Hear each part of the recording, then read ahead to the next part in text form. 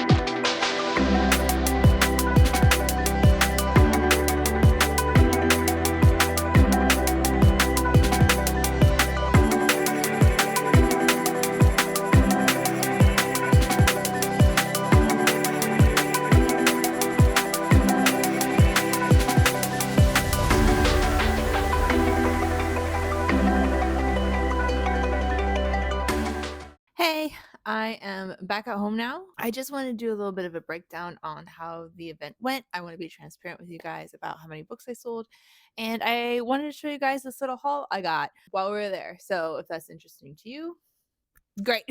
Just keep watching, I guess. Okay, so here's the flyer from the event. Just to remind you guys what the place was called. I went to Third Coast Author and Book Fest. It's in a town called Grand Haven, Michigan. I've never been here before. This was my first time. They had a list where all the authors were going to be, and that's my name right there. Can you see it? At Voyage Bowls, which was like a cute acai smoothie and coffee shop. So I really loved my location. If you look on this map, there's where everything was, and you can see Voyage Bowls on here just fine. But this was really cool because the town was kind of broken into two parts with like government buildings splitting them up.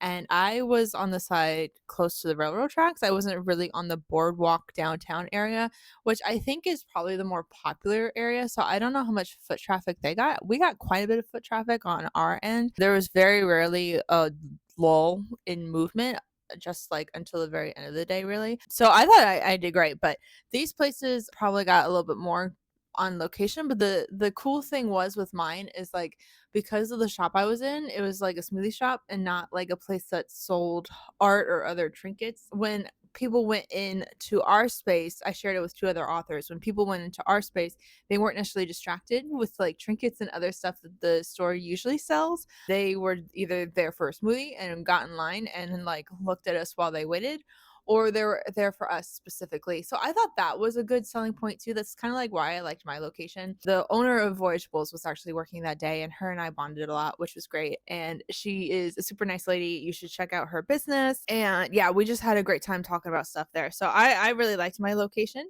So let's get down to the nitty gritty in terms of like how well did I do today? For me, it was a personal success in my book. We were there from 11 to 4. So 5 hours. I ended up selling 13 books, which was great. That was more than my last event. So I am happy about that. My last event was last year, and it was like me kind of learning how to do things and how to present myself. That event was a more art focused event, so people weren't there necessarily to buy books. And I still sold books there, and I think it was for a shorter amount of time. But this one, I sold 13 books and made about $200 for 5 hours. That's not bad. I thought it was a good, successful day. I was so surprised actually because Cursed Fate was really the star of the show there, which is unusual because I'm in terms of my online sales and my other event I did. Cursed Images, the short story collection, was way, way, way more popular than Cursed Fate and Wicked Breed traditionally, but the Cursed Fate was the star of the show. It sold the most copies, and then of course people bought Wicked Breed through my bundle deal. So like when I do events, I give a discounted price if you buy Cursed Fate and Wicked Breed together as a series. And so a lot of people did that as well. Most people did that. Some people just bought Cursed Fate because they just wanted to try it out. So that was really cool to see Cursed Fate get a lot of love. This was my first book I've ever published. It's got a special place in my heart, and I was just really, really excited to see other people appreciate it. So that was really cool. Likewise, so I mentioned I had two other authors sharing the same venue as me, and we all did Tracy's with our books. So I thought that was really exciting. So I am just going to kind of show them off for you guys just to give some love to some other authors. I believe they're indie authors as well. And actually, I think there was a lot of independent authors there this time, which was super cool. So I'm just going to kind of read this, show you guys the books from the other people that were with me and read the back of them just to give them some love. So I shared the space with Michael Aslin. I think that's how you pronounce this. And this is his book, The Silent Rhythms of Shattered Hearts. He told me he did this cover design. He like drew it himself. So check it out. Give it some love. I think it's really detailed and really, really pretty. He got a lot of compliments on this, which was really nice. Yeah. So and he was a horror author as well. His setup had like a heart in a jar and a crow and like all this crazy stuff. So I'm just going to read you guys the back of the book. The silent rhythm of shattered hearts, a beating of hearts, a calling of horns, the dirge of the living resounds. They march to their doom, affliction consumed. Only the pyre can cleanse them. On wind and on rain and omen contained from northlands, the thunder rebounds. In darkness it looms as madness consumes. Only the pyre can cleanse them. Something stirs in the north woods wilds. Shadows lengthen on the northern gate of the realm and of the northern gate of the realm of the Queen of White Lilies, as rumors spread from the wilds. Whispers of strife move on the wind as affliction descends from the north. None are spared the ravaging effects of the affliction as the city of Aden Moor falls ever closer to chaos. There are those that stand, however, but will their efforts be enough, or will they too fall, one by one, like so many leaves caught upon an autumn gale? So he was pitching this, I believe, as like Lord of the Rings, but with horror elements. And then he had another book he was selling with him that takes place in the same universe. So feel free to check him out if that sounds interesting to you. And then I also shared the space with someone named Astrid Knight. We follow each other on Instagram now, so that's fun. Uh, and they pitched this book as like D&D if it came to life. This is their first book published. It's called Perception Check. And I believe they too did the cover like this. And I thought it was really cute. So just wanted to show it off like that. But yeah, so I'm just going to read the back of this book as well. They have another book, but I think it's like co-authored. I think it was like a collaboration project about a D&D campaign that they participated in as well. So yeah, but this one was just solo written by Astrid. So I'm going to read the back for you guys now. Time to roll initiative. Violet Spence wants nothing more than to have a normal life. After witnessing her childhood best friend get abducted by monsters, that's easier said than done. Though it's been a decade since then, Violet cannot seem to move forward. Her only solace is Mages of Velmera, a tabletop role playing game filled with goblins, fairies, and all powerful magicians. But of course, that's all fantasy. Or so she thought. As it turns out, the land of Velmera is very real and the home of the monsters that took her best friend. With the help of her friends and the creator of the game itself, Violet must navigate the once fictional creatures and powerful mages of Velmera to retrieve a set of ancient relics, all in the hopes that the journey will lead her back to her friend. But for Violet, fighting monsters and magic workers doesn't seem nearly as terrifying as confronting her own demons. And she'll soon realize fighting the battle within herself can be just as tough as those fought against demigods. This feels like a D&D Jumanji to me. So yeah, here's Astra's book. Check it out if you want. They were both very, very nice. And I hope they had as good a day as I did because I had an excellent day. But we all just kind of chit-chatted and got to know each other a little bit more. And I just wanted to help them out. So there you go. I also got like a ton of business cards. So let me just like fan these out. As I showed you guys in the beginning, there was a gala after party for all the authors. And I feel like everybody there had business cards at the ready and they were like doing quick draw McGraw on me with that. And I didn't really have a business card, but I just gave them the bookmarks I made that had like a picture of me on the back and like my website and social media handles like at Writing with Cass. So there was that. I was a little unprepared, but yeah, these are all the business cards I got. So I'm gonna try to reach out to these people like in between. Some of them I followed on Instagram because like that's just easier for me to network on social media. But some of these people I think have more information specifically about their websites and stuff. So I'm going to look into that too. But yeah, it was a little intimidating. I was really shy at the gala. Like selling books is one thing, especially at a store that was a little bit more tinier because it's like a more one-on-one conversations with people or like a small group of people, which is fine with me. I'm comfortable with that. But then like when I go to a party and I walk into a crowd and I'm expected to like go up and talk to people, that was that was a little bit harder to do at first. I definitely needed a lot of nudging from my husband, but at the end of the day, I ended up talking to people, so that was good.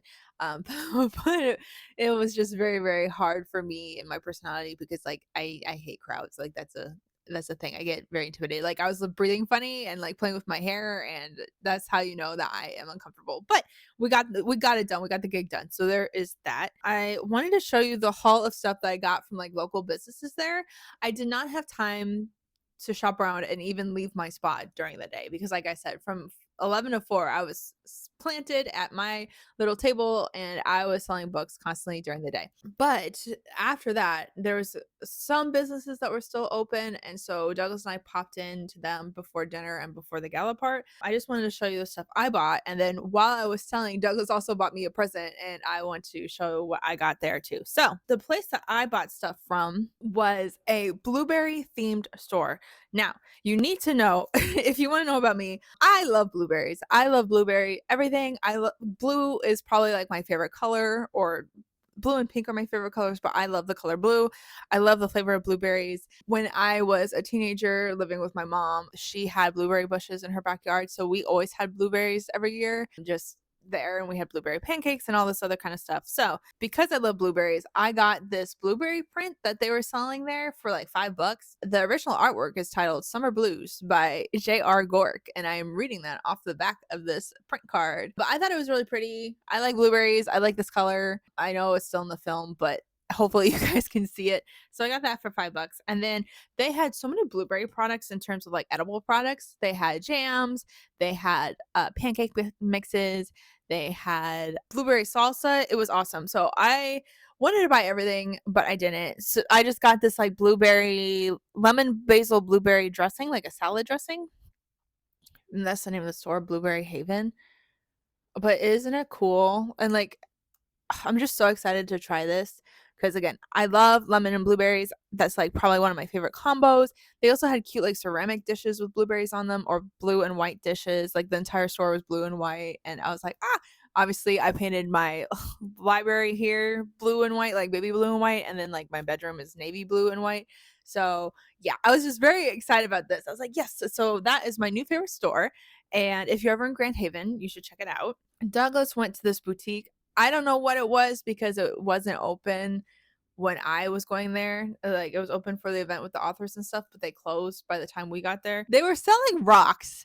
And at first you're like, Cassidy, your husband bought you rocks. But I like to reframe it as Douglas is my little penguin. And, with some penguins, when they want to get married and mate or whatever, they give their female partners rocks to impress them. So Douglas is my penguin. He got me some rocks. He got some for himself too. But the ones he got me they have like engravings in them and they have a nice weight to them. But he got me this rock that says Aspire. And then he got me another rock that says create. So I'm going to try to put these either in here or in my office. I think they're like meditation stones. I'm not really sure.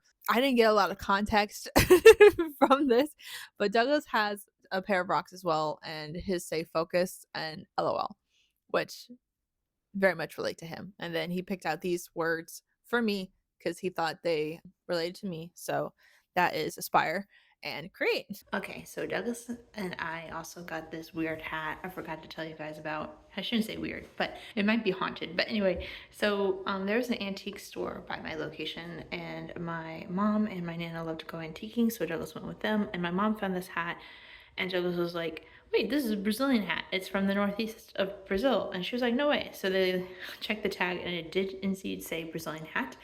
And Douglas was afraid to get it at first because he thought it would be like associated with like candomblé or something like that. Which again, no hate to candomblé. It's kind of like a voodoo religion in Brazil. That's the best way I can contextualize it for Americans. But he just knows that that's like some powerful stuff, and we don't know where it came from. But when they bought it, apparently at the same time, I texted them to let them know that I had made $100 from like one sitting, and then I was also interviewed by a newspaper lady at my table right when they decided to purchase this hat. So I think it's good. Look, I think the ghost is nice. So tell me what you guys think. That was my experience. Like I said, I sold 13 books and I made $200. Just transparency's sake, there was no table fee. This is the first year they've done an event like this. So I think they wanted to recruit as many authors as possible. So there was no table fee, which was great. But I did have some travel expenses. Like we had to rent a car. And then I spent like $30 trying to order new books from Amazon. I get an author's discount. So I ordered a lot of copies of Cursed Images that I did not sell, but that was only like $30 a product. So I did make a profit in that regard. I did order some bookmarks through Canva to pass out to folks, and then my earnings did cover that, but I did not earn enough to cover for like travel expenses like renting a car. But if you're interested in doing an event like this and it's like a little farther away, if you can bum a car off somebody, or if you have your own car, that would really really help you out. But at the end of the day, like for a lot of these events, you might not make up like your initial costs, like travel expenses and stuff, but it's still good to get your name out there to folks and like meet people and still get your books out there in person. So these sorts of events I like just because I get to meet people and I get to sell myself, sell my work, but also just kind of like connect with other authors and readers. So that's really cool. I still think it's definitely worth trying to go to these events a couple times a year if that's realistic for you, if you are an independent writer too, or if you're a reader, like this is great to do. Like this was going on all day, and it was a great way to integrate local businesses with creative people. So that was cool. I have another event I'm going to go to in April that is going to be an hour away from me in Kenosha. So I might have to rent a car again because I do not have a car and we live in Chicago. There's not really a point to rent a car outside of like traveling to like other cities. So I'm either going to rent a car or maybe I can finagle a car from somebody. I don't know. But I'm going to be selling books there too. It's a horror specific venue. So maybe I'll have more luck selling my books to people who are there for scary books because there's some people that came up to me and as soon as they saw horror or scary, they're like, "Oh, that's not for me." And they had like a visceral reaction. And I was like, that's okay. It like takes all kind of people to do, and like people have different thresholds of like how much scary stuff they can take. So I wasn't offended or anything. So maybe I'll have better luck selling in that space. It's going to be at a bar and there's a less amount of authors there, but they're all horror authors and we're all part of the LGBTQ community and it's a LGBTQ space. So we'll see how that goes. I'll do another vlog to keep you guys updated about that, but I just wanted to show you guys kind of like my brief experience. I know the clips aren't very long and I know it was a super short video in that regard, but I just want to tell you guys my experience like being there and like the business breakdown and like some of the cool stuff that I discovered while I was there. So yeah, if you like this video, feel free to like it, comment something down below, share this video with a friend, and subscribe to the channel. Please, please, please, please, please. And until next time, thanks. Bye.